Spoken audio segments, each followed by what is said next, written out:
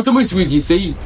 maxaa Chinese ka reebay World Cup-ka hatta sports-ka eegtaa daba Chinese ku fiican yahay marka laga yimaado kubadda Chinese waddanka labaad ee ugu dadka badan leh waddanka labaad ee sidoo kale ugu dhaqaalaha badan leh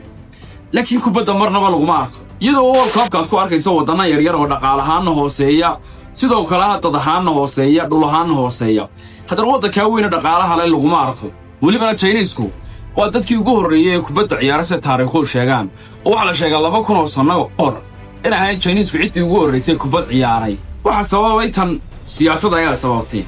oo markuu Chinese-ku boqortooyadii ay dhacday waxay Chinese-ku isku laayeen dagaal ahliya iyagoo u kala baxay Chinese-ka maanta taqaanay weyn iyo Taiwan u kala baxay haddaba kubadda World Cup wuxuu aqoonsaday Taiwan isagoo u aqoonsaday China Taipei arrinka xisbigii shuuciga ahaa ee muu jeclaysan waxaana arrinka qaadaceen kubadda iyagoo 20 sano Chinese-ku ka maqnaa kubadda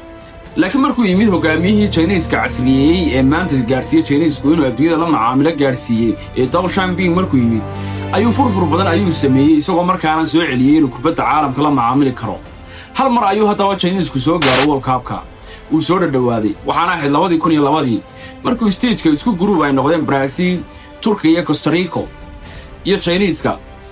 laakiin Chinese-ku taacay baa ka raacdo isagoo hal gool dhalin ayaa saddexdii kooxoodba ka badiyeen sidii baanu ku haray talabaad loo aaneeyo waxa weeyaan inuu Chinese-ku sidiisaba awood saaro waxbarashada iyo waxyaalaha kale laakiin aanu kubadda awood saarin waxaan la iloobi karin inuu hadda dadaal badan ku jiro